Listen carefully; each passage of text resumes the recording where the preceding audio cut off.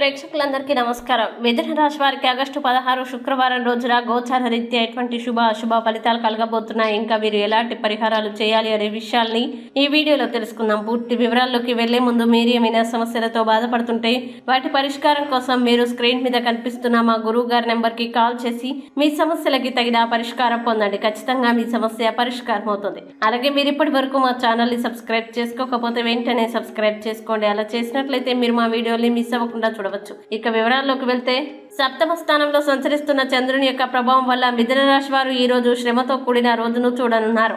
అలాగే ఈ రోజు ఆరోగ్యం బాగానే ఉంటుంది. ఇంకా ఈ రోజు మీరు డబ్బును ఎక్కడ ఎలా సరైన దారిలో ఖర్చు పెట్టాలో తెలుసుకుంటారు. అయితే ఈ రోజు మీ సమస్యలు తీవ్రమవుతాయి. అలాగే మీ తోటి వారు ఇతరులు మీరు పడుతున్న ఆవేదనను గమనించరు మరియు ఈ రోజు సహాయ సహకారాలు అంతగా అందవు. ఇంకా ప్రేమ తిరుగుబాటు బాగా ఉత్సాహాన్ని ఇచ్చినా ఎక్కువ కాలం నిలవదు. అలాగే ఈ రోజు మీరు హాజరు కాబోయే ఉపన్యాసాలు సెమినార్లు మీకు ఎదగడానికి కొత్త మార్గాల్ని చూపిస్తాయి.